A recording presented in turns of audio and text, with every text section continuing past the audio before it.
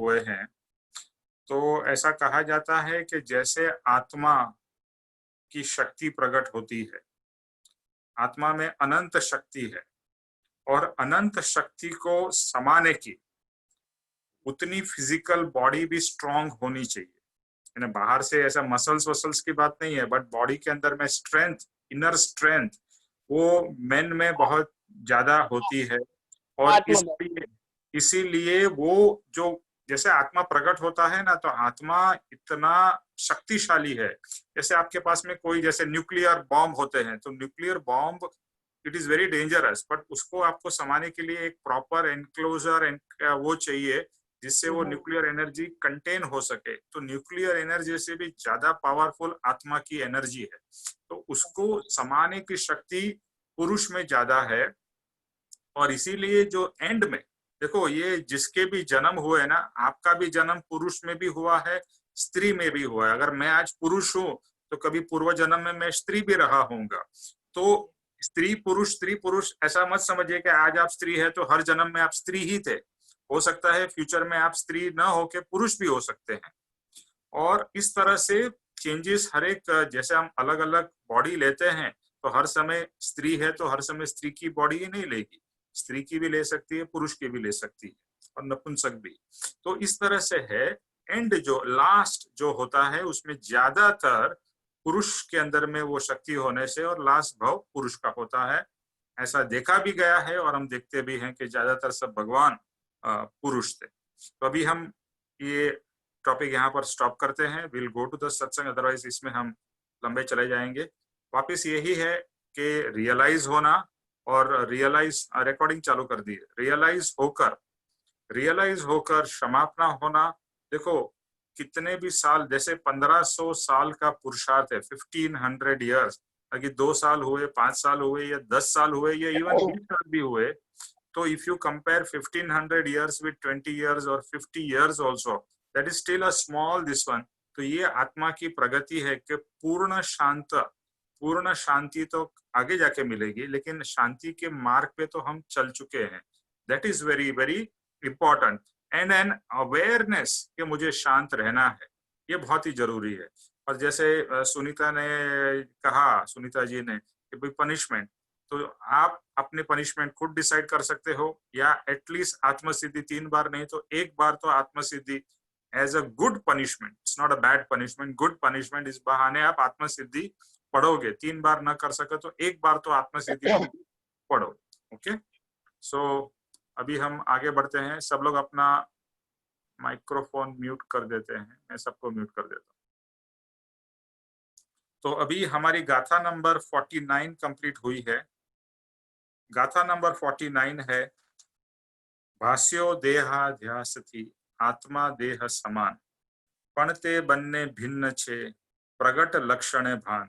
मैं चाह रहा था लोगों ने अपने प्रैक्टिकल एक्सपीरियंस शेयर किए, लेकिन किसी ने प्रॉपरली आत्मा यानी चेतन के लक्षण और जड़ के लक्षण के बारे में शेयर नहीं किया है। ये एक्सरसाइज बहुत बहुत बहुत जरूरी है। हमें ये रियलाइज होना ही चाहिए कि चेतन के लक्षण क्या है, जड़ के लक्षण क्या है। और सिर्फ लिखना तो है ही, उसके ऊपर में गहराई से सोचना है और अंदर में ये फिट हो जाना चाहिए कि ये जो भी मैं फील कर रहा हूँ, ये जड़ के कारण फील कर रहा हूँ, ये जो मैं फील कर रहा हूँ मैं चेतन के कारण फील कर रहा हूँ। तो हमारे दिन में सुबह से लेकर रात तक हम कितने ही अलग अलग फीलिंग्स हमारे अंदर में होती है, या एक्सपीरियंसेस, छोटे से बड़े एक्सपीरियंस। फॉर एग्जाम्पल, मुझे भूख लगी है, हम कहते हैं ना, तो तभी ये प्रकट होना चाहिए कि ये भूख लगी है, आत्मा को लगी है। आत्मा क्या खाना खाता है? तो जवाब आएगा आत्मा तो खाना नहीं खाता है। तो ये भूख किसको लगी है? शरीर को लगी है। मुझे नींद आ रही है, अच्छा आत्मा कभी सोता है? तो जवाब आएगा आत्मा कभी भी सोता नहीं है। आत्मा 24 घंटे 24/7 365 days through out the life, आत्मा एक क्षण के लिए भी सोया नहीं है और सोता नहीं है। आत्मा के अंदर में हर क्षण जानने की और जानने की जो क्रिया है वो हर समय चलती रहती है। अभी आप ये सत्संग सुन रहे हो, तो जो सुन रहे हो और जो जान रहे हो, तो वो जो क्रिया है वो कौन कर रहा है? वह आत्मा कर रहा है। उसका माध्यम भले शरीर है, लेकिन उसका जो एंड है वो कौन कर रहा है? जानने की जो शक्ति है वो शरीर में नहीं है, वो शरीर जानने की किसमें है? चेतन में है। तो मैं अगर जान रहा हूं तो मैं, ये आत्मा का गुण है। नींद आ रही है, ये किसका गुण है? शरीर का गुण है। मैं थक गया, फिजिकली थक गया, तो फिजिकली तो आत्मा तो फिजिकल है ही नहीं, तो थक कौन गया? ये शरीर थक गया, शरीर को रेस्ट की जरूरत है। तो इस तरह से हर समय आपको चेतन को और जड़ को सेपरेट करते ही जाना है। जैसे आप खाना खाने बैठते हो तो ये याद कर सकते हो कि मैं चेतन हूं। चेतन अण आहारी है। अण आहारी मतलब चेतन को खाने की जरूरत नहीं है। फिजिकल चेतन का खोराक क्या है? यानी आत्मा का खोराक है सत्संग। सत्संग, सत कथा यानी स्वाध्याय, आपका चिंतन मनन, ये सब आत्मा का खोराक है। आत्मा का कोई फिजिकल खोराक नहीं है। फिजिकल खोराक तो शरीर का है। तो जो मैं खाना खा रहा हूँ, ये सब जो फिजिकल एक्टिविटीज हो रही है, ये शरीर की हो रही है। फिर आप जब भी सोचते हो कि मैं बूढ़ा हो रहा हूँ, चेतन का ये गुण नहीं है। बूढ़ा कौन हो रहा है? बूढ़ा शरीर हो रहा है। तो ये जो कैरेक्टरिस्टिक्स है, ये किसकी है? ये जड़ की है, ये शरीर की है। मैं तो जैसा बचपन में था, 5 साल का, 10 साल का, 15 साल का, 20, 25, 50, 100, जो भी नंबर ऑफ इयर्स मेरे हैं, उसके अंदर मैं, I will come back to you. तो जो भी मेरी जो उम्र है वो शरीर की है, आत्मा की कोई उम्र नहीं है। आज स्वीटी जी का बर्थडे है, बट वो birthday is not birthday of atma, it is the birthday of the sharir. शरीर का जन्मदिन है। आत्मा तो अजर है, अमर है, और जिसका अजन्मा है उसका जन्म होता ही नहीं है, वो तो एवर था, एवर लास्टिंग है। तो इस तरह से भले मेरा आज जन्मदिन हो, तो मुझे ये रियलाइज हो जाना चाहिए, yes, it is my body's birth date, not my atma's birth date. अगर आप आत्मा का बर्थ डेट सोचना चाहते हो, तो ये सोचिए कि जिस समय मैं इस मार्ग में आया और आत्मा की थोड़ी पहचान हुई, तब से आत्मा का जन्म हुआ है। बोलने के लिए जन्म, जन्म तो आत्मा का कभी नहीं होता है। एटलीस्ट आत्मा की मुझे समझ आई है, तो मैं तभी से मेरा जन्म आत्मा का दिन गिन सकता हूँ। लेकिन जो फिजिकल बॉडी और चेतन, दोनों में बहुत इस तरह से हर एक क्षण, जब हम कहते हैं ना प्रैक्टिकल पुरुषार्थ, प्रैक्टिकल पुरुषार्थ यही करना है। मुझे चोट लगी, हम कहते हैं मुझे चोट लगी, गलत स्टेटमेंट है। मुझे चोट नहीं लगी है, मेरे शरीर को चोट लगी है, और मैं ये जान रहा हूं कि मुझे चोट लगी है। ये जानने का जो प्रोसेस है और जो फीलिंग्स है, वो चेतन की है, और जो चोट लगी है वो शरीर को लगी। हाँ बोलो सुरेश। निमेश भाई, चेतन एग्जिस्ट करते हैं तो क्या चेतन 5 इंद्रियों का यूज करता है या अभी करता 5? है, हाँ, अभी करता है। अभी अभी कर रहा है। देखो, जैसे मैं एग्जाम्पल पहले भी बताया था, फिर से बताता हूँ। जब भी बच्चा चलना शुरू करता है, अपने आप चल नहीं पाता है, वो कोई ना कोई चीज पकड़ के चलता है, बराबर है? तो वो कोई ना कोई चीज पकड़ के चल रहा है। सुरेश, हेलो, आप सुन रहे हो सुरेश? निमेश भाई सुन रहा हूँ, मैं माइक बंद कर दिया था। अच्छा, मैं ये कह रहा हूँ कि जब भी हम, छोटे बच्चा होता है, चलने की कोशिश करता है, तो वो कोशिश जब भी कर रहा है, तो वो अपने आप चल नहीं पाता है। इसके लिए उसको शरीर की, सॉरी, सपोर्ट की जरूरत होती है। इसके लिए वो सपोर्ट से चलता है। लेकिन एक बार उसको चलना आ जाता है और बिना गिरे वो चल सकता है, फिर उसको सपोर्ट की जरूरत है। आप और मैं जब भी चलते हैं, हमको सपोर्ट की जरूरत नहीं है। तो जब तक आत्मा को आत्मज्ञान नहीं हुआ है, यानी आत्मा का स्वयं का ज्ञान, आत्म साक्षात्कार नहीं हुआ है, तब तक वो 5 इंद्रियों का सहारे से ज्ञान करता है, लेकिन आगे जाते जाते उसको 5 इंद्रियों की जरूरत कम कम होने लगती है। मतलब बिना इंद्रियों के भी वो ज्ञान से सब कुछ जान सकता है, जिसका नाम है अवधि ज्ञान, मनोपर्य ज्ञान। अवधि ज्ञान मतलब यहाँ बैठे बैठे 1 किलोमीटर दूर या 2 किलोमीटर दूर या 5 किलोमीटर दूर में यहाँ से देख सकता हूँ, जान सकता हूँ कौन आ रहा है, एटसेट्रा। तो ये इंद्रियों से पर का ज्ञान है। तो ये अवधि ज्ञान और मनोपर्य ज्ञान जो है वो इंद्रियों से पर है। मनोपर्य ज्ञान है जिसके अंदर में आपके मन की बात क्या है मैं यहाँ बैठ के जान सकता हूँ। तो ये मनोपर्य ज्ञान है, यानी इसमें इंद्रिया इन्वॉल्व ही नहीं। तो वो सब ज्ञान आगे जाके प्रकट होता है जब ये आत्म साक्षात्कार होता है, और उसके आगे का जो आत्मा का प्रोग्रेस होता है वो ज्ञान तभी प्रकट होता है जब भी 5 इंद्रियों की आपको सहायता या जरूरत नहीं पड़ती है या कम पड़ती है। और जब केवल ज्ञान हो जाता है, no indriyas required, past present future, सबका ज्ञान अपना और दूसरे का हमें पता चल जाता है। तो इसका मतलब तो निमेश भाई के चैतन्य जो है ये विदाउट इंद्रिया का जीवित रह सकती है, मतलब एक तरीके से हम कहें तो जीवित रह सकती है। जीवित रहती ही है ना, उसको जीने के लिए इंद्रियों की जरूरत नहीं है। इंद्रियों की जरूरत सिर्फ जानने के लिए वो यूज करता है। Okay okay okay thank you. Okay. तो बेसिकली कहने का पॉइंट बार बार यही आएगा, आपका वीडियो बंद कर दो, कि ये जो है ना, ये जो गाथा है, देखो अगर आत्मज्ञान प्राप्त करना है ना तो जड़ और चेतन के लक्षण एकदम क्लियरली हमारे अंदर में समझ में आ जाने चाहिए। जैसे आपके घर में बहुत ही अच्छी क्रॉकरी है और वो टूट जाती है, तो तुरंत ही अगर आपको दुख होता है तो ये ज्ञान प्रकट होना चाहिए, ये तो जड़ चीज है, जड़ चीज का तो स्वभाव है, वो कभी ना कभी तो टूटेगी, फूटेगी और नाश हो जाएगी। तो तुरंत ही जो ज्ञान प्रकट हुआ उस समय वो जो दुख होता है या जो नौकर के कारण टूट गया, तो वो गुस्सा उसी समय शांत हो जाता है। अभी आपने नई गाड़ी ली और नई गाड़ी पे स्क्रैच लग गया, तुरंत ये ज्ञान प्रकट होना चाहिए, ये जड़ चीज है, इसमें एक स्क्रैच का दूसरा भी लगेगा, तीसरा भी लगेगा, ये तो इसका जड़ का स्वभाव है।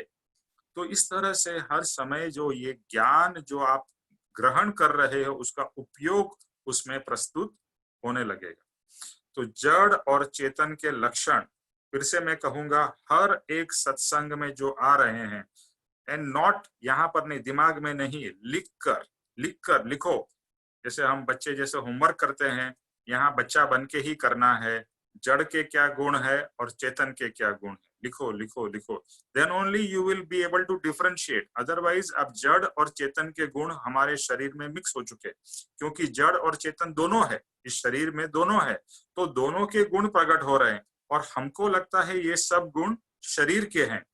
अभी हमें डिफरेंशिएट करना है, ये शरीर का गुण है, ये भूख लगी है शरीर को लगी है, ये जो जान रहा है कि मुझे भूख लगी है वो चेतन है, लेकिन भूख किसको लगी है, शरीर को लगी है। चोट किसे लगी है, शरीर को लगी है।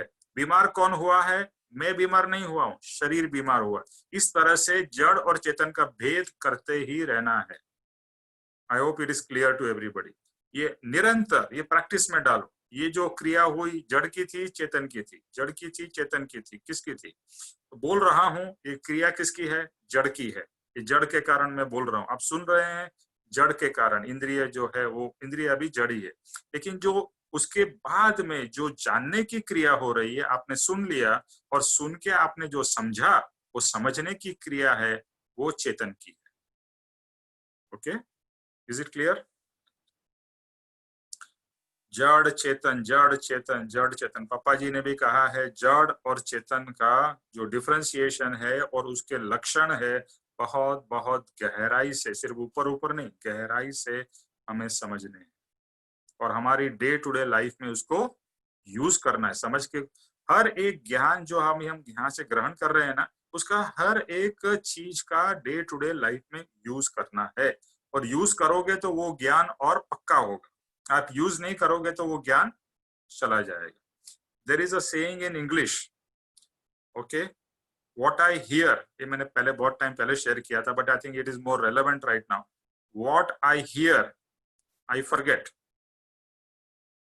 What I see I remember, what I do I know. मैं इसको हिंदी में ट्रांसलेट करता हूँ.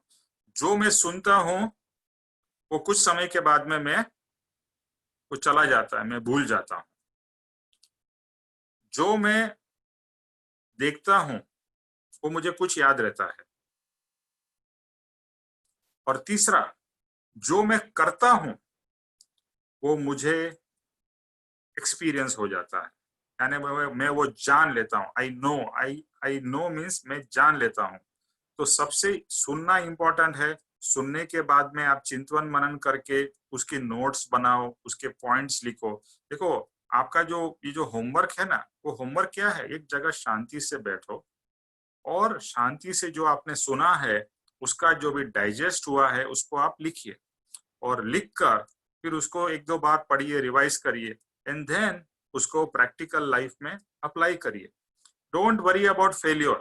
I want to tell everybody, even if you fail 1,000 times, it is good, better than not doing at all. Even 1,000 times का lack time भी fail होना कोई फर्क नहीं पड़ता. और मैंने ये एक्सपीरियंस शेयर किया है जो मुझे एक्चुअली इतना अंदर से फिट हो गया है. मैं यूएसए में जब भी था तो कभी मैंने गोल्फ खेला नहीं था, लेकिन गोल्फ वहां पर बहुत खेलते हैं.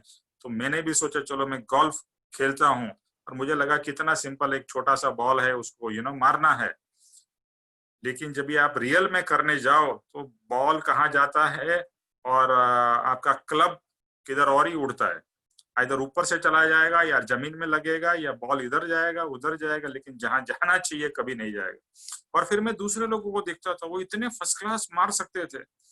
तो वो एक बंदे ने जो मुझे कहा, मैंने बोला यार you are brilliant, I can't hit the ball only. बोलता है Nimesh, I have practice this zillion times, not million नहीं, बिलियन नहीं, जिलियन. मतलब ये रोज सुबह शाम practice practice practice practice practice करते करते करते आपके अंदर भी वो एक्सपर्टीज आ जाएगी, क्योंकि आत्मा का गुण है, आत्मा ग्रहण कर सकता है. तो चिंता मत करो आप कितनी बार आपकी शांति भंग हो गई लेकिन मुझे शांति रखनी है, ये लक्ष्य में रहेगा. और प्रभु से प्रार्थना रहेगी कि मुझे शांत होना है और शांति में ही रहना है, तो वो फल धीरे धीरे धीरे आपको आएगा. तो अभी गाथा नंबर 50. भाष्यो देहाध्यास थी आत्मा देह समान, पणते बनने भिन्न छे जेम असी ने म्या. ये गाथा 49 गाथा का एग्जैक्ट रिप्लिकेट है, सेम है, सिर्फ लास्ट का पार्ट डिफरेंट है. पहले गाथा में क्या था, भाष्यो देहाध्यास थी आत्मा देह समान, पणते बनने भिन्न छे प्रगट लक्षणे भान. मतलब उस गाथा में 49 में लक्षण, आत्मा के लक्षण के बारे में बात किया है. और यहाँ पर एग्जाम्पल दिया है जेम असी अने म्यान. असी मीन्स तलवार, और म्यान, म्यान तो सबको पता है जिसमें हम तलवार रखते हैं, जो तलवार का जो केसिन होता है उसको म्यान कहते हैं. तो जैसे तलवार और म्यान, तलवार और म्यान, तो जिस तरह से हमने तलवार अलग है म्यान अलग है, ये हमको पता है. लेकिन अगर आप बाहर से देखोगे और कोई कहेगा ये क्या है, तो क्या कहेंगे. जैसे कोई यंग लड़का है जिसने कभी तलवार नहीं देखी है और पिताजी से पूछता है, पिताजी ये पहले के जमाने में मालूम है तलवार लटका के रखते हैं, तलवार मतलब तलवार के अंदर म्यान. अपने घरों में जो बड़े बड़े लोग होते थे उनके घरों में ऐसे शेर और तलवार और इस तरह की चीजें होती थी. तो ये जो तलवार देख के वो पूछता था, बेटा ये क्या है, और उसके पिताजी क्या बोलते थे, ये तलवार है, ये तलवार है. और उसको क्या लगता था, जो मुझे दिखाई दे रहा है वो तलवार है. उसने कभी तलवार रियल में देखी नहीं है, तो वो भी बड़ा होके क्या सोचेगा, जो मुझे दिखाई दे रहा है वो तलवार है. और फिर उसने कभी जिंदगी में अगर तलवार ना देखी हो, फिर उसका बेटा पूछेगा ये क्या है, उसको भी वही कहेगा तलवार. और धीरे धीरे करके सबको यही लगेगा जो दिखाई दे रहा है वही तलवार है। लेकिन वो तो जो दिखाई दे रहा है वो क्या है? म्यान। तलवार तो उसके अंदर में है। तो यही बात कृपाणुदेव यहाँ कह रहे हैं कि भाष्यो देहाध्यासति, देहाध्यास के कारण हमें ऐसा लग रहा है कि मैं शरीर हूं, पर मैं शरीर नहीं हूं।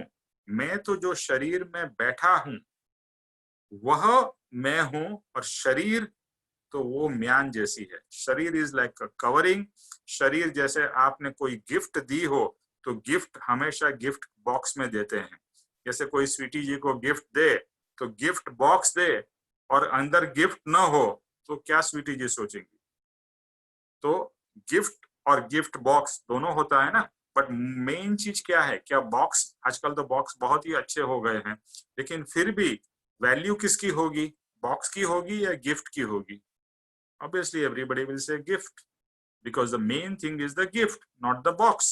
और हमने सिर्फ बॉक्स को देख कर सोचा यही गिफ्ट है। जैसे कोई छोटा बच्चा, उसको मालूम ही नहीं है कि there is a gift inside the box, वो सोचेगा गिफ्ट मिली है तो यही गिफ्ट है, यही गिफ्ट है। आजकल तो बच्चे बहुत स्मार्ट है, वो तो बच्चा तुरंत ही गिफ्ट का बॉक्स खोल के अंदर क्या है देखता है। बट हमने आज तक अंदर नहीं देखा, हमने सिर्फ बाहर से देखा। जो दिख रहा है उसी को हमने मैं मान लिया, उसी को हमने चेतन मान लिया। तो यहाँ पर कृपाणुदेव बहुत ही हमारे जैसे शिष्यों के लिए फिर से वही गाथा रिपीट कर रहे हैं। इसका ये मतलब है कि वो गाथा या ये जो पॉइंट बहुत ही इम्पोर्टेंट है। हमारा सबका लक्ष्य है आत्म साक्षात्कार, सेल्फ रियलाइजेशन। तो it is very different, very important to differentiate the self from the body. सबसे वही मेन काम करना है हमको कि ये जो बॉडी है वो जड़ है, वो शरीर है, और मैं चेतन हूँ, मैं जानने वाला हूँ, और इस शरीर से मैं अलग हूँ, मैं भिन्न हूँ। तो ये क्लैरिटी और ये अनुभव से धीरे धीरे आगे आएगा। तो अभी हम इस गाथा का मीनिंग करते हैं। 49 गाथा में जो बात करी थी वही बात यहाँ पर दृष्टांत यानी एग्जाम्पल, कभी जैसे हम एग्जाम्पल देते हैं तो एग्जाम्पल से समझना इजी हो जाता है। पापा जी एक बहुत अच्छा एग्जाम्पल देते हैं, मैं आपको ट्राई करता हूँ समझाने का। आपने केला लिया, केला, मान लो ये केला है, अभी मेरे यहाँ पर केला नहीं है, केला है। कोई पूछेगा ये क्या है तो आप क्या कहोगे? केला है। और फिर केले की जो छाल है, केले की जो क्या बोलते हैं, छाल ही बोलते हैं ना, छाल निकाल दी, छाल पूरी निकाल के उसको अलग कर दिया। फिर आप पूछोगे ये क्या है, आप क्या कहोगे? केला है। तो पहला भी केला और ये भी केला, तो फर्क क्या है? तो पहला केला विथ कवरिंग था जिसको हम केला समझ रहे थे, लेकिन एक्चुअल जो केला है वो तो अंदर का जो है वो केला है। जो बाहर था वो तो उसका कवरिंग था, वो तो उसका प्रोटेक्शन था। इसी तरह से ये जो शरीर है ये बाहर से दिखाई दे रहा है, तो बाहर से जो दिख रहा है वो वो रियल चीज नहीं है। हमेशा जैसे गिफ्ट में बताया, केले में बताया, बहुत सारे फ्रूट होते हैं उसकी कवरिंग होती है, जो रियल फ्रूट होता है वो अंदर होता है छाल निकालने के बाद। तो इसी तरह से ये जो रियल चीज हमारे अंदर में है वो आत्मा, वो इस शरीर के अंदर है। ये शरीर आत्मा नहीं है, यही बात यहाँ पर समझा रहे हैं। तो ये रिपीटेशन है। देखो ज्ञानी पुरुष जब भी कोई भी चीज रिपीट करते हैं ना, इसका मतलब है that is very very important. और आत्मा को समझने के लिए ये दोनों गाथा एक्सट्रीमली इंपॉर्टेंट है। आप जस्ट बोल दोगे भाष्यो देहाद्यासति आत्मा देह समान पणते बन्ने भिन्न छे प्रगट लक्षण भान। फिर बोलोगे भाष्यो देहाद्यासति आत्मा देह समान पणते बन्ने भिन्न छे जेम असी ने म्यान। वेरी गुड, बोल दिया। अब इसका मीनिंग, उसका डेप्थ में जाना है कि 2 बार कृपाणुदेव ने वही गाथा क्यों लिखी है। एक बार प्रिंसिपल बताया, दूसरी बार एग्जाम्पल बताया है। तो अहो सत्पुरुष के करुणा भाव कैसे हैं वो समझ में आता है। वो स्व संवेदन स्वरूप ज्ञानी महात्मा की वाणी अतिशयता कैसी होती है वह लक्ष्यगत आती है, और अर्थ की गंभीरता, अद्भुतता और अपूर्वता अंतर में उतर के शोभा देती है। तो ये हमें रियलाइज हो रहा है कि ज्ञानी पुरुष, ये बात जो बहुत ही इंपॉर्टेंट है, वो हमें अलग अलग नए से अलग अलग तरीके से बता रहे हैं। और ज्ञानी की करुणा है कि जो पता है कि ये बात जो सबसे इम्पोर्टेंट है वो शायद शिष्य इतना इम्पोर्टेंस नहीं दे के वो आगे बढ़ जाएगा, इसीलिए फिर से वही बात को रिपीट की और ज्ञानी ने वही बात समझाने के लिए उसमें एग्जाम्पल डाला है। और ये गंभीरता है, ये समझना है कि ये देहाध्यास के कारण ही हम आत्मा को नहीं पहचान पा रहे हैं, क्योंकि देहाध्यास के कारण हम आत्मा को नहीं जानते हुए हम शरीर को ही आत्मा मानते हैं।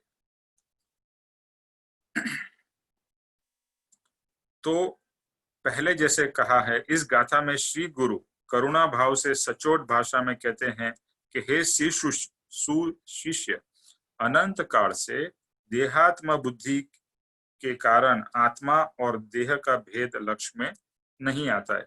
अभी हम भी हमारा खुद का एग्जाम्पल ले ले, हम जब तक मार्ग में नहीं थे तो हमारा मानना तो यही था कि ये जो शरीर वही मैं हूं, और इतना सत्संग सुनने के बाद भी अभी भी हम अपने आप को शरीर ही ज्यादा मानते हैं और शरीर के लिए ही सब कुछ करते हैं।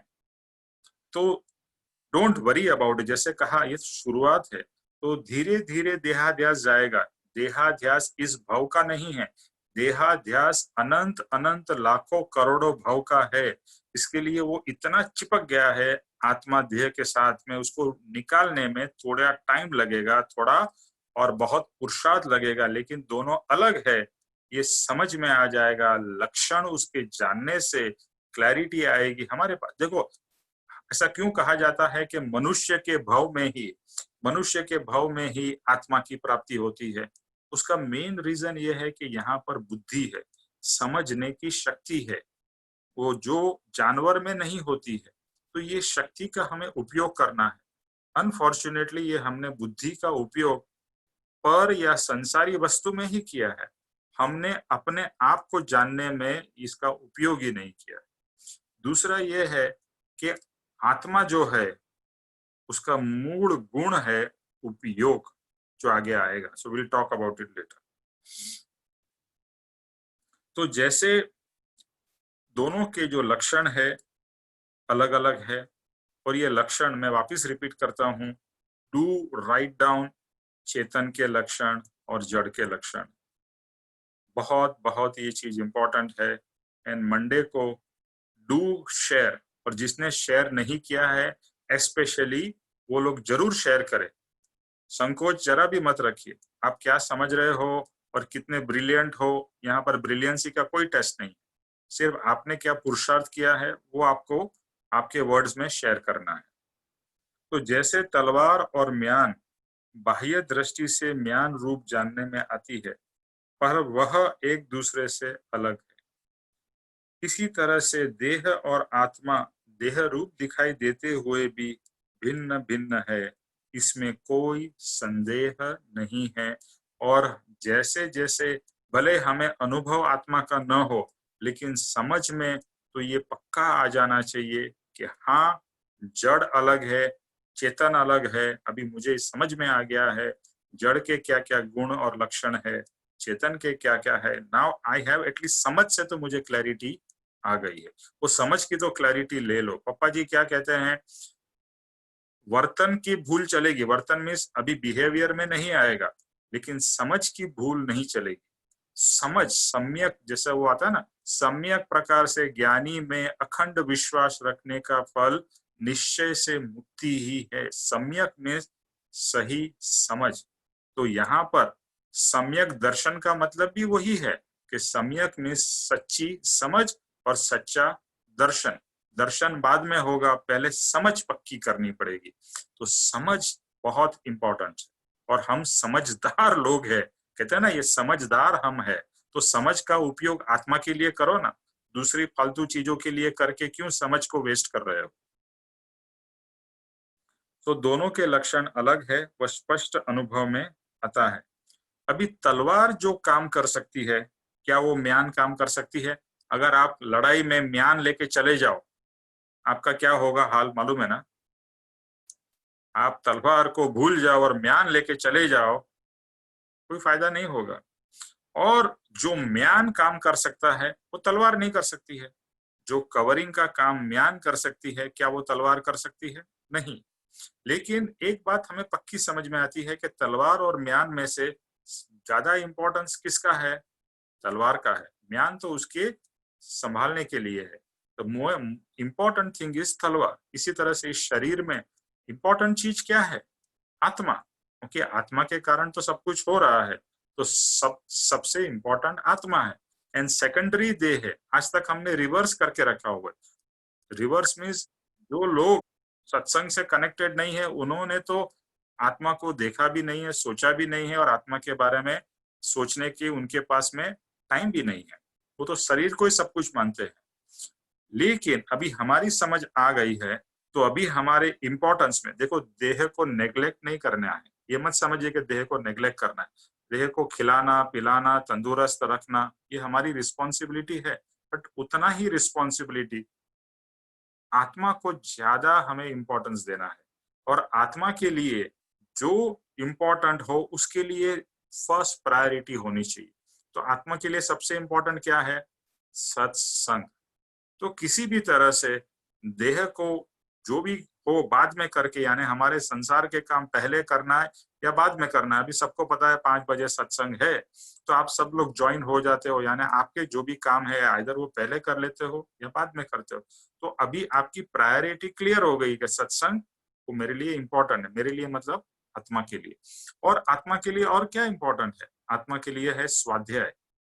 Apart from listening you have to also do your own reading। और ओन रीडिंग कैन बी जो भी पॉइंट्स आपने बनाए हैं उसको बार बार रीड करो, या कृपाणु देव की जो भी पुस्तक है वो पढ़ो, या पप्पा जी की हो या दूसरे कोई भी ज्ञानी पुरुष की पुस्तक पढ़ो। तो एक है सत्संग, दूसरा है स्वाध्याय, तीसरा है मनन चिंतन। सब ज्ञानी पुरुष एक ही चीज पे, और इसमें भी आया था सुविचार आत्मा का विचार। ये सब चीजें you know I'm talking about myself। मैं मैक्सिमम कोशिश करता हूं कि जितना हो सके मैं आत्मा के लिए फर्स्ट प्रायोरिटी रखूं। आत्मा की प्रायोरिटी ऐसा नहीं है कि संसार के काम को निग्लेक्ट करना है, उसको एडजस्ट करना है, और संसार के काम एडजस्ट हो ही जाते हैं। लेकिन इंपॉर्टेंस अगर आत्मा की दी, तो अगर ऐसा सोचेंगे मेरे पास टाइम होगा तो मैं सत्संग करूंगा या करूंगी, तो आप फिर से आपके संसार को और आपके बॉडी को ही इंपॉर्टेंस दे रहे हो। इंपॉर्टेंस आत्मा को दीजिए, संसार के काम अपने आप हो जाएंगे। It will take care of itself. अभी एक बहुत अच्छा पॉइंट है कि चैतन्य आत्मा अपने पूर्ण आनंद ज्ञान स्वरूप का ध्यान करे तो स्व स्वरूप का सुखद अनुभव उसे अवश्य होगा। ये पॉइंट आप चाहिए तो लिख लीजिए, मैं रिपीट करता हूं। चैतन्य आत्मा अपने पूर्ण आनंद ज्ञान स्वरूप का ध्यान करे तो स्व स्वरूप का सुखद अनुभव उसे अवश्य होगा।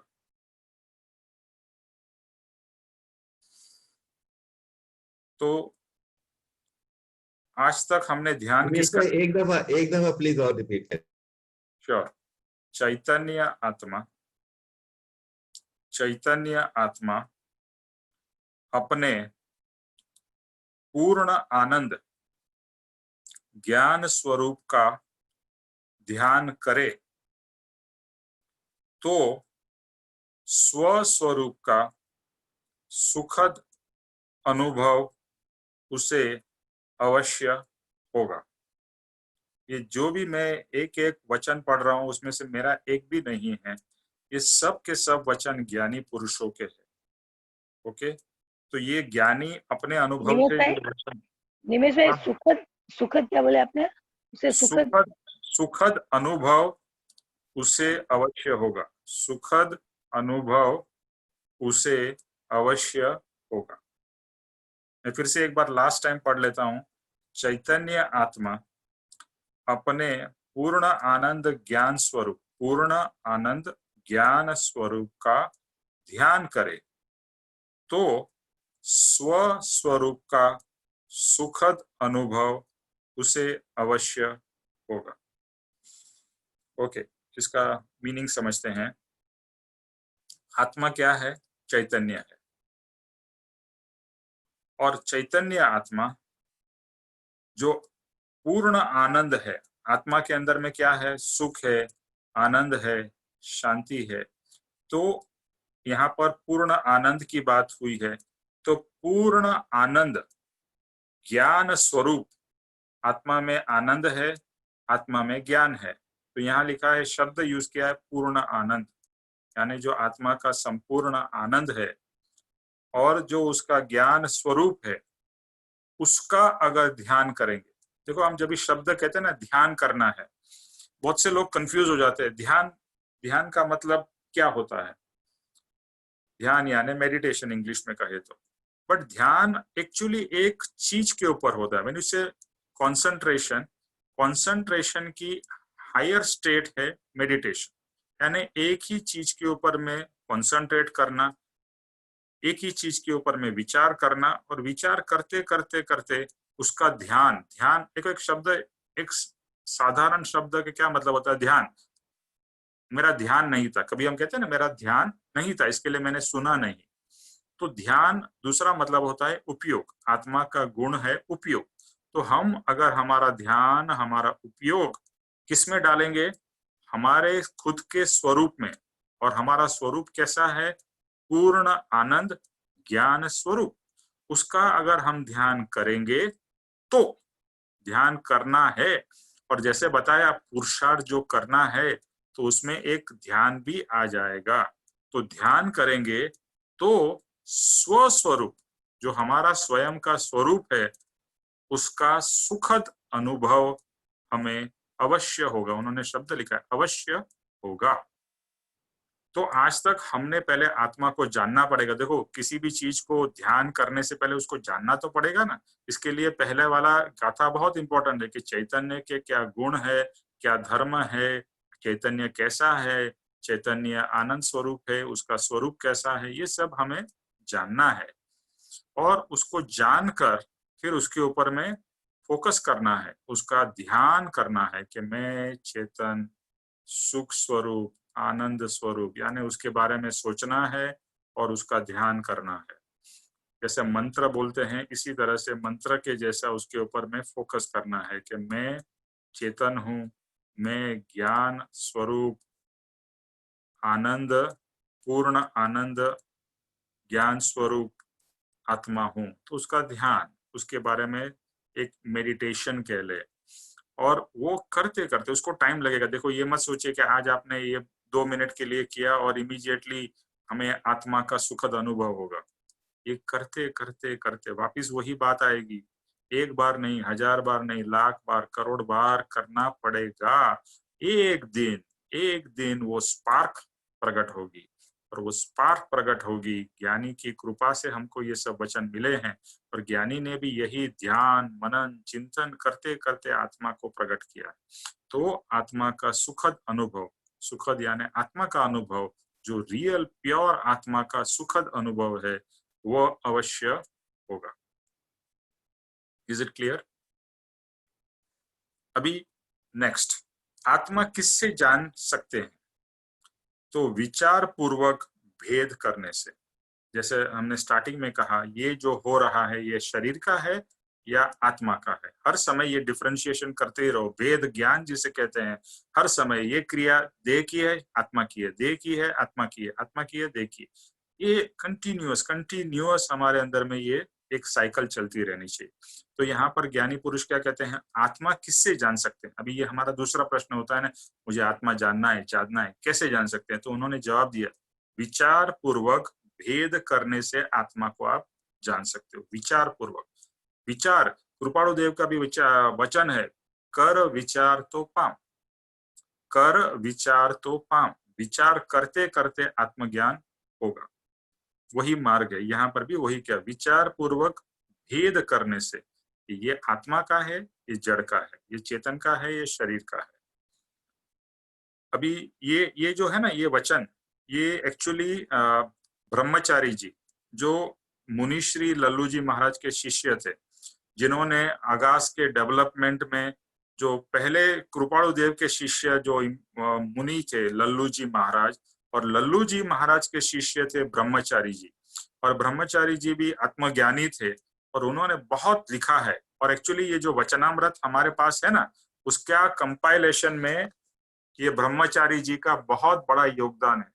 उन्होंने ही, यानी पहले से कंपाइल हुई थी, फिर उन्होंने उसको और अच्छी तरह से हमारे समक्ष सबके लिए पेश किया है। तो ब्रह्मचारी जी बहुत ही इंपॉर्टेंट इस मार्ग के व्यक्ति है, महापुरुष है। तो ये उनके वचन में आपके समक्ष पढ़ रहा हूं कि आत्मा किससे जान सकते हैं? विचार पूर्वक भेद करने से। अभी वो एग्जाम्पल देते हैं, अगर अग्नि यानी कोयला, गर्म कोयला है, उसको अगर उठाना है तो क्या आप उंगली से उठाओगे? नहीं, आप उसको क्या बोलते हैं, चिपटा, चिपटा रहता है ना, उससे चिपटा से गर्म कोयला पकड़कर उसको जहां रखना होगा रखोगे। उसी तरह से वो कहते हैं आत्मा को अगर पहचानना है तो उसके लिए उसके लक्षणों का विचार जरूरी है। ये ब्रह्मचारी जी का वचन है कि आत्मा को पहचानने के लिए उसके लक्षणों का विचार जरूरी है। Very very important statement from आत्मज्ञानी पुरुष। और ज्ञान दर्शन रूप है वही आत्मा है। ज्ञान दर्शन रूप जो है वह आत्मा है। अभी मैं जो ज्ञान कर रहा हूं, ज्ञान का मतलब पीएचडी करना वो ज्ञान नहीं है, वो भी है ज्ञान, लेकिन एक नॉर्मल ज्ञान, मैं बोल रहा हूं, आप सुन रहे हो, समझ रहे हो, वो ज्ञान है। ज्ञान मतलब जानना, एक सिंपल है। कोई भी चीज को हम जानते हैं उसको हम ज्ञान कहेंगे, और उसको डेप्थ में जानेंगे तो और उसका गहराई से ज्ञान कहेंगे। लेकिन ज्ञान क्रिया हर एक आत्मा हर समय करता ही रहता है। एक छोटी सी चींटी है, उसमें भी आत्मा है, वो भी ज्ञान कर रही है कि यहाँ पर शक्कर का दाना कहाँ है, और शक्कर का दाना लेके मैं अपने घर में रख के उसको प्रिजर्व करूं। तो कोई भी जीव जिसमें आत्मा है वो हर समय ज्ञान क्रिया करता ही है। और ज्ञान के साथ में दूसरी क्रिया है दर्शन, यानी देखना। देखना और जानना, यानी ज्ञान और दर्शन। देखो, हम कभी कभी बहुत कंफ्यूज हो जाते हैं, ज्ञान दर्शन, ज्ञान दर्शन। ज्ञान मतलब जानना, दर्शन मतलब देखना। और हम कोई भी चीज देखते हैं, जानते हैं, ये क्रिया जनरली साइमल्टेनियसली होती है। देखा जाना, जाना देखा, ऐसा होता है, तो उसका नाम है ज्ञान। देखना, सॉरी, जानना मतलब ज्ञान, और देखना मतलब दर्शन। तो क्या कहते हैं, ज्ञान दर्शन रूप वही आत्मा है। जो ज्ञान दर्शन रूप है वही आत्मा है। आत्मा में और कुछ नहीं है, ज्ञान है और दर्शन है।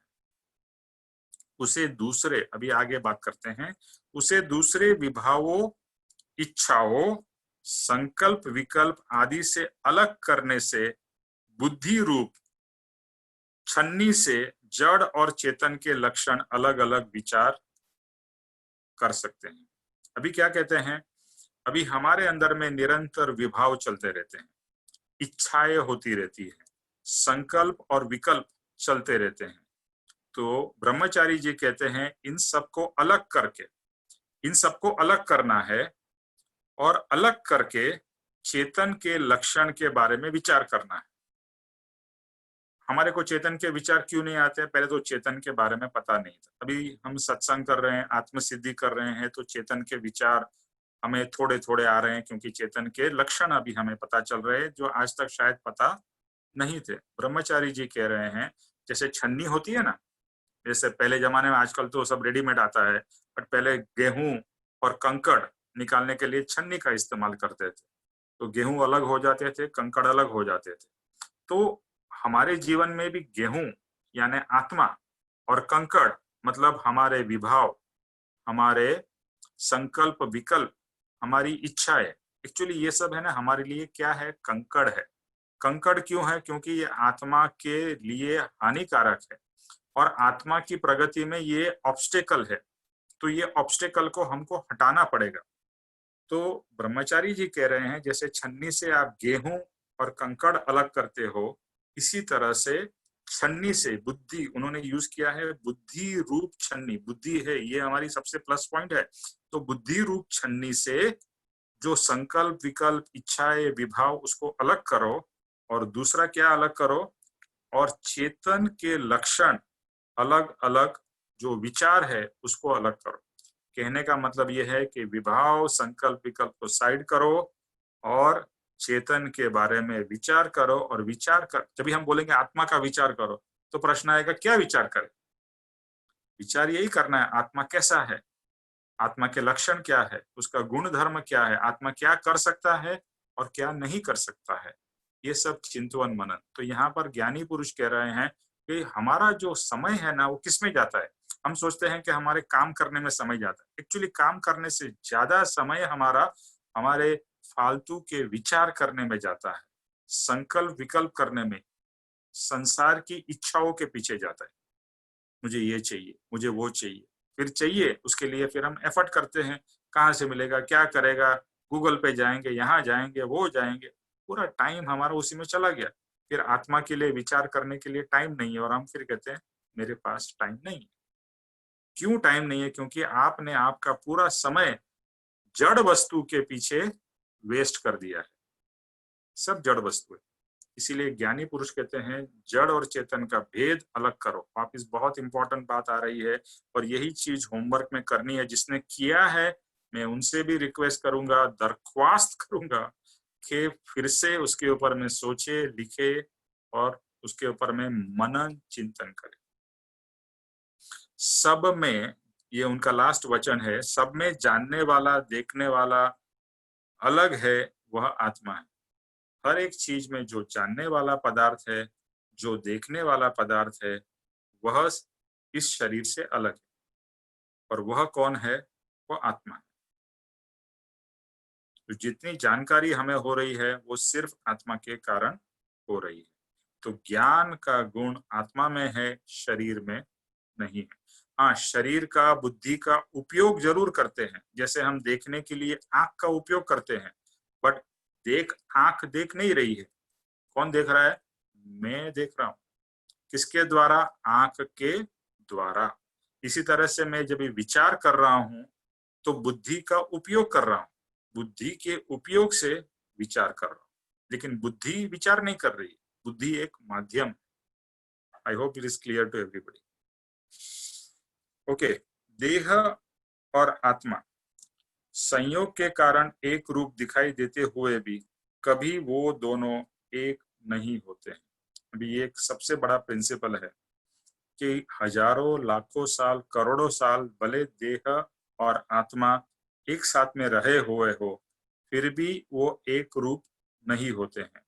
और इसी कारण हम लोग चेतन को आत्मा से, चेतन को देह से अलग कर सकते हैं, क्योंकि वो साथ में रहे हैं, लेकिन they have not become one. They continue to remain different but together. That's a difference. They are together but है दोनों अलग अलग। और वो हमारे लक्षण से हमें ख्याल में आता है। आत्मा जो देह को धारण करता है वह देह से अभिन्न दिखाई देते हुए भी वास्तव में आत्मा और देह भिन्न है। अभी आत्मा और देह एक्चुअली क्या है? आत्मा दिखता नहीं है, दिखता क्या है? देह। एक्चुअली अगर आत्मा भी दिखता होता था तो हम डिफरेंशिएट इजीली कर पाते थे। अभी आत्मा ऐसा पदार्थ है कि वो दिखता नहीं है, अरूपी है, अदृश्य है। अभी दिखता है देह, इसके लिए हमें लगता है देह। तो यहाँ पर ज्ञानी पुरुष कह रहे हैं कि अभिन्न, ऐसा लगता है कि देह और आत्मा अभिन्न है। अभिन्न मीन्स इनसेपरेबल है और एक है, लेकिन कहते हैं कि वास्तव में, रियलिटी में आत्मा अलग है और जड़ अलग है। और कितना अलग है, जब भी आप लक्षण लिखोगे ना तभी समझ में आएगा। जमीन आसमान का फर्क है। कभी कभी ऐसा लगता है जमीन आसमान एक हो गए, ऐसा लगता है, बट कभी जमीन आसमान नहीं हो सकती और आसमान कभी जमीन नहीं हो सकता है। इसी तरह से चेतन चेतन रहता है, जड़ जड़ रहता है, दोनों मिक्स हो नहीं सकते।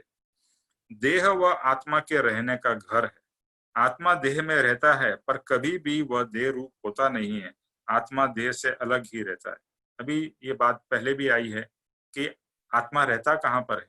तो इस शरीर में रहता है। तो ये उसका घर है, ये रहने का जगह है। इसके लिए भी कहा जाता है कि हमारे अंदर में भगवान है, और भगवान यानी आत्मा, तो आत्मा भगवान है तो इस शरीर को भी आप स्वस्थ रखो, शरीर को गंदा रखो, शरीर को रोगी मत होने दो। वो सब प्रिकॉशंस आपको लेनी है। जैसे आपका मंदिर होता है, भगवान की मूर्ति होती है या फ्रेम होती है, तो हम मंदिर को स्वच्छ रखते हैं। इसी तरह से ये मंदिर है और मंदिर के अंदर में भगवान है। भगवान कौन है? वो स्वयं आत्मा है। तो ये शरीर को मंदिर समझिए और भगवान जो है, मंदिर का इंपॉर्टेंस किससे है? मंदिर हो और उसमें भगवान की मूर्ति न हो तो आप मंदिर में जाओगे? आप कहोगे मूर्ति किधर है, मेन चीज कहाँ है?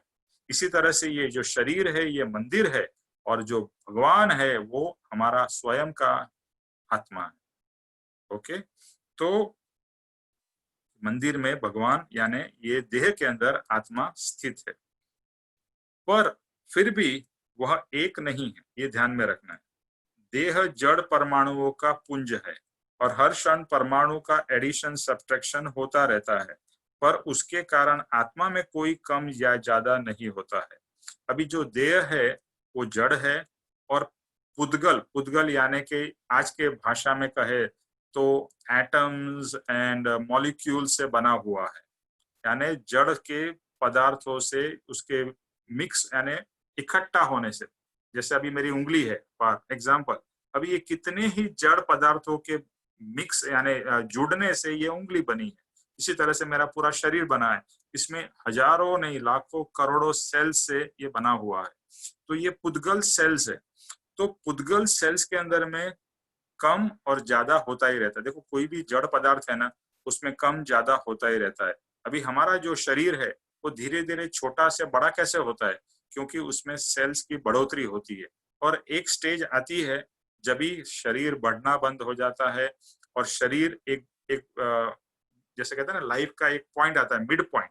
उसके बाद में एक्चुअली देखेंगे तो शरीर धीरे धीरे गलने लगता है।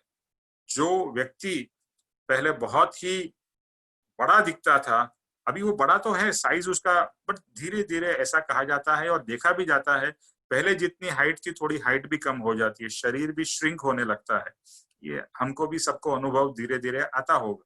तो इस शरीर के अंदर में कम और ज्यादा होता रहता है क्योंकि ये शरीर और जड़ का गुण है। लेकिन जो आत्मा है, उस आत्मा के अंदर में कभी भी कम और ज्यादा होता नहीं। एक आत्मा की एक ड्यूटी है, यदि आप आत्मा को और डीप डीप समझोगे ना तो ऐसा लगेगा ये कितना अद्भुत पदार्थ है। ये आत्मा यानी मैं स्वयं कितना अद्भुत हूँ। एक तो दिखता नहीं हूँ, मेरे में रूप नहीं है, लेकिन मैं जानने वाला हूँ, मैं देखने वाला हूँ, मेरे में संवेदन यानी फीलिंग्स है। और दूसरा क्या है, ये जितना आत्मा का प्रदेश है उसमें एक आत्मा का प्रदेश भी बढ़ता नहीं है, कम नहीं होता है। यानी ये शरीर में अगर आत्मा है और कल के दिन चींटी के शरीर में चला जाए तो जितना आत्मा का प्रदेश है, यानी एक कहने के लिए कहते हैं प्रदेश मीन्स आत्मा के, जैसे अगर आत्मा को डिवाइड करना पड़े, जैसे हमारे बॉडी में सेल्स है तो आत्मा के अंदर में प्रदेश कहे जाते हैं। वो दिखते नहीं है, बट आत्मा के जितने प्रदेश हैं वो प्रदेश में कभी भी कम या ज्यादा नहीं होता है। वो चींटी के उसमें हो या उसमें, सिर्फ वो एक्सपांड और कॉन्ट्रैक्ट होते हैं, लेकिन नंबर ऑफ आत्मा के प्रदेश उसमें एक भी प्लस माइनस नहीं होता है। कपड़ा पुराना हो जाए, फट जाए तो उससे उसका नाश हो जाता है, राइट। जैसे कपड़ा, हमारा कपड़े लेते हैं, नया होता है, फिर धीरे धीरे पुराना होने लगता है, फिर फटने लगता है और फिर एक दिन उसका नाश हो जाता है। उससे अगर हमने शरीर, मेरा बॉडी है, मेरा ये समझो जो मैंने कुर्ता पहना है वो थोड़ा टाइम के बाद में पुराना हो जाएगा, फट जाएगा, गल जाएगा, उसके लिए फिर हम उसको कहेंगे उसका नाश हो गया। लेकिन क्या कुर्ता पुराना होने से मैं ऐसा कहूंगा कि मेरा शरीर भी पुराना हो गया, मेरा शरीर भी फट गया? तो कहोगे नहीं, शरीर तो जैसा है वैसा ही है। ये कपड़ा फट गया, कपड़ा गल गया, तो शरीर तो है वैसा का वैसा ही है। तो इसी तरह से देह के मेले होने से या नाश होने से आत्मा का नाश नहीं होता है। ये बात बहुत इंपॉर्टेंट है। शरीर पुराना होता जाता है, शरीर बड़ा भी होता है, छोटा भी होता है, शरीर का एक दिन नाश भी होता है, लेकिन ये सब कम ज्यादा होने से आत्मा का न तो कुछ कम होता है, न तो कुछ ज्यादा होता है, और न ही आत्मा का नाश होता है। तो इस तरह से हम देखेंगे आत्मा एक अद्भुत पदार्थ है, अद्भुत। उसके बारे में हम सोचेंगे, लगेगा ओहो क्या मतलब आत्मा किस तरह का है, तो लगेगा ओहो ऐसा वही आत्मा मैं हूं, आई एम दैट आत्मा। आत्मा और देह का धर्म एक नहीं है। धर्म मीन्स यहाँ पर लक्षण। आत्मा का धर्म लक्षण जानना देखना है, जबकि देह का लक्षण है ज्ञान। देह का लक्षण ज्ञान रहित है, पौद्गलिक है। फॉर एग्जाम्पल, देह के अंदर में जानने की शक्ति नहीं है, आत्मा में जानने की शक्ति है। और हमें कंफ्यूजन क्यों होता है? क्योंकि शरीर और आत्मा एक साथ है, तो हमें लगता है मैं जान रहा हूं, मैं जान रहा हूं, मतलब कौन जान रहा है? शरीर जान रहा है। नहीं, जानने वाला पदार्थ आत्मा है। क्योंकि जिस समय इस शरीर में से आत्मा निकल जाता है तो शरीर कुछ भी जान नहीं सकता है, शरीर कुछ भी फील नहीं कर सकता है, शरीर कुछ भी सुन नहीं सकता है, शरीर बोल नहीं सकता है, शरीर सूंघ नहीं सकता है, कुछ भी शरीर नहीं कर सकता है। तो जो ये सुनने वाला जानने वाला जो पदार्थ था वो कौन था? आत्मा। इससे बहुत, ये जो एग्जाम्पल है ना, मृत शरीर और जीवित शरीर से आत्मा का गुण बहुत इजीली पकड़ में आ सकते हैं। तो जब भी आप आत्मा के ऊपर में चिंतन करो तो ये देखो कि living body and dead body में क्या डिफरेंस है। तो जो भी डिफरेंस आता है दैट इज बिकॉज ऑफ आत्मा। आत्मा चेतन है और देह जड़ है। ये आप 1000 बार सुनोगे, लेकिन सुनना पड़ेगा और उसके ऊपर में चिंतन करना पड़ेगा। आत्मा अरूपी है, देह रूपी है। आत्मा ज्ञान लक्षण वाला है, देह स्पर्श आदि लक्षण वाला है। देह को स्पर्श कर सकते हैं, आत्मा को स्पर्श नहीं कर सकते हैं।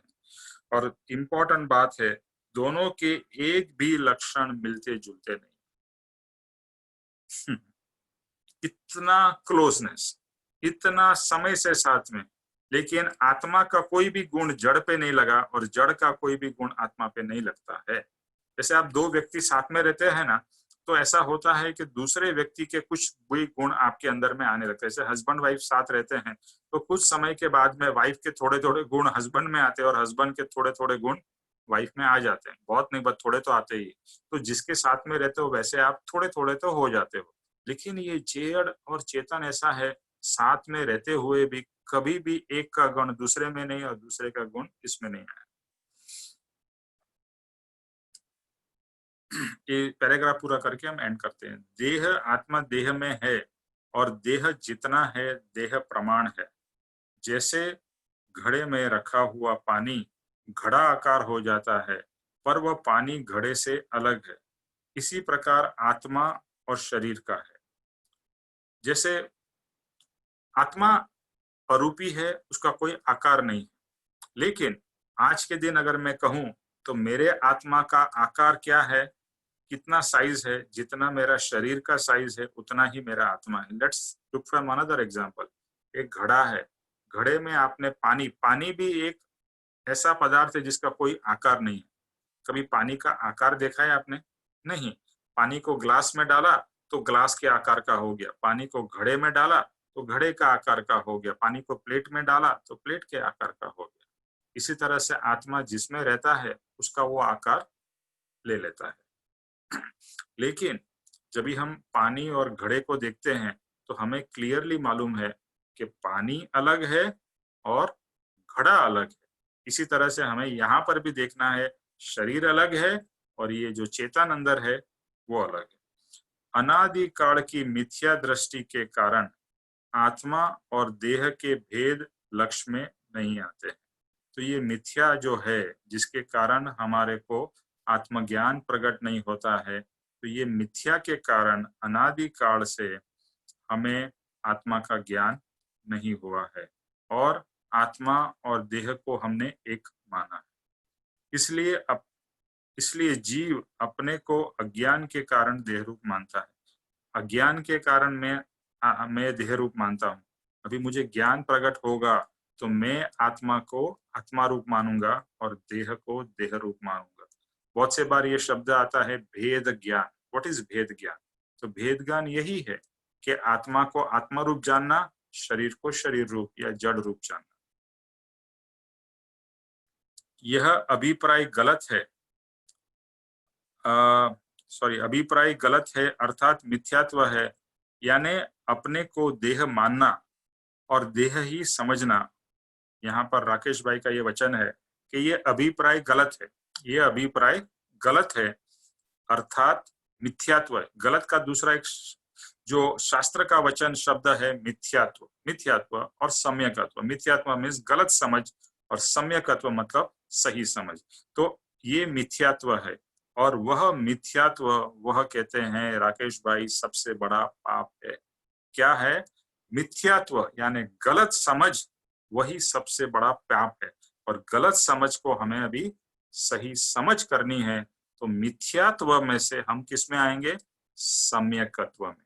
और सम्यकत्व में आकर सम्यकत्व का उपयोग कर कर हमें सम्यक ज्ञान या सम्यक दर्शन प्रकट होगा। इट्स अ प्रोसेस, लेकिन प्रोसेस यही है, आत्मा को जानना, आत्मा के लक्षणों को जानना, जड़ को जानना यानी शरीर को जानना, उसके लक्षणों को जानना और दोनों का भेद ज्ञान करना। ये शरीर का लक्षण, ये आत्मा का लक्षण। ओके, तो ये हमारा होमवर्क रहेगा कि मंडे को शरीर का यानी जड़ के लक्षण और आत्मा यानी चेतन के लक्षण प्लीज प्लीज प्लीज, मैं रिपीट कर रहा हूं, उसके ऊपर में बहुत गहराई से सोचकर उसके पॉइंट्स बना के मंडे को शेयर करिए। और ये जो होमवर्क है, शांत रहना, शांत होना, वो टिल मंडे हम लोग कंटिन्यू करेंगे। फिर मंडे से दूसरा नेक्स्ट पुरुषार्थ लेंगे। तो किसी को कोई प्रश्न है अभी तक जो हमने सत्संग में चिंतन यानी जो भी सत्संग में कहा है? कोई क्वेश्चंस? हेलो। हाँ जी गीता। इन शॉर्ट यही हुआ ना कि this body is a sacred place, it's like a temple for our soul. ठीक है। और जब ये सोल निकल जाती है तो फिर ये जड़ हो जाती है बॉडी। मैं एक क्लैरिफाई करना चाहूंगा, आज भी बॉडी जड़ ही है, लेकिन होने के कारण लिविंग लगती है। ओके, बाद में जड़ वही नहीं कहना होती। चाह रहे हैं, वही कह आज रहे हैं ना कि it's like a temple, it's like a temple for the soul. और जैसे ही बॉडी से सोल निकल जाती है तो फिर वो जड़ होती है। जब तक सोल है अंदर तब तक तो मतलब हर चीज, हर काम कर रहे हैं हम, हर क्रिया हो रही है।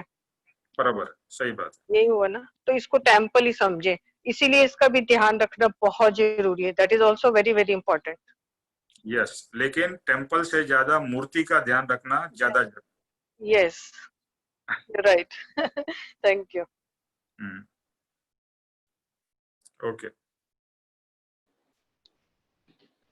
और कोई क्वेश्चंस या something you want to add? Nimesh भाई, हाँ जी। आप जैसे पहले भी मैंने एक दो बारी ये बात आपने कही है कि इम्पोर्टेंस आत्मा को देनी है हमें, संसार के काम अपने आप हो जाएंगे। ये जो संसार के काम अपने आप कैसे हो जाएंगे अगर हम आत्मा में ही लगे रहेंगे? ये मुझे कभी समझ नहीं आई बात। आप सिर्फ प्रैक्टिस करिए, बात अपने आप एक्सपीरियंस से समझ में आएगी।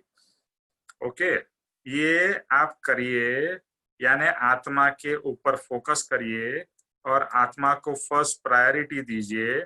संसार के काम, जैसे फॉर एग्जांपल, मैं एक एग्जांपल देता हूँ। जैसे आपको कोई बिजनेस करना है या बिजनेस में समझो कोई कॉन्ट्रैक्ट लेना है, तो हम बहुत मेहनत भी करते हैं, बहुत एफर्ट करते हैं, फिर भी शायद वो बिजनेस या कॉन्ट्रैक्ट नहीं मिलता है। और कभी हम कुछ भी नहीं, थोड़ा ही करते हैं, कुछ भी नहीं, अल्लाह, इट इज नॉट टू से नथिंग, लेकिन हम थोड़ा करते हैं और वो हो जाता है। तो आत्मा की जब इस समझ होती जाएगी और आत्मा के समझ के कारण आत्मा अपने स्वभाव में स्थिर होता जाएगा। और क्षमापना, देखो ये क्षमापना है ना, बहुत इंपॉर्टेंट पार्ट है। क्षमापना जैसे जैसे चलती जाएगी, आपके पास्ट के जो कर्म है वो कट होते जाएंगे, और स्पेशली नेगेटिव कर्म, क्योंकि नेगेटिव कर्म ही आपको आपके जो भी संसार के चीज प्राप्त करने से अटकाते हैं। तो अगर नेगेटिव कर्म कट होने लगे और आत्मा के ऊपर में ध्यान आपने देना शुरू किया, तो ऑब्वियसली और आपके पुण्य के कर्म भी बढ़ते जाएंगे। तो एक साइड में नेगेटिव कर्म कम हो रहे हैं, पुण्य के कर्म बढ़ रहे हैं। उससे क्या होगा? आपके संसार के काम जो बहुत एफर्ट से होते थे अभी आसानी से होने लगेंगे। लेकिन हमारा लक्ष्य उसके लिए नहीं होना चाहिए। आप आत्मा का फोकस आत्मा प्राप्त करने के लिए करो, संसार प्राप्त करने के लिए नहीं। लेकिन ये इसका बाई प्रोडक्ट होगा कि बाई प्रोडक्ट ये होगा कि आप जब ये आत्मा में फोकस करते हो तो ऐसा मेरा खुद का अनुभव है, ऐसे बहुत सारे लोगों का अनुभव। ऐसा मतलब ये नहीं है कि आत्मा का फोकस करा और मैं मल्टी बिलियनर हो गया, वो हमारा लक्ष्य नहीं, बट हमारा जीवन एटलीस्ट सुख से चल सके ऐसा हो जाता है। और नहीं भी हुआ ना तो चिंता नहीं होती है। ओके, तो ये करते रहो, क्योंकि यहाँ का करोगे यानी आत्मा का करोगे, संसार का एज अ रिफ्लेक्शन हो जाएगा और आप ये अनुभव करो। आप करते रहो और देखते रहो क्या होता है। Okay okay, thank you.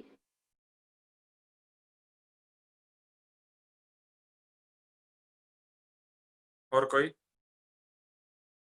निमेश भाई, जैसे आपने बताया जड़ और चेतन के बारे में, है ना, तो मतलब जो भी दिन भर में मेरे मन में आए, जैसे शरीर और आत्मा के लिए, तो वो सारा पॉइंट्स नोट करूँ ना?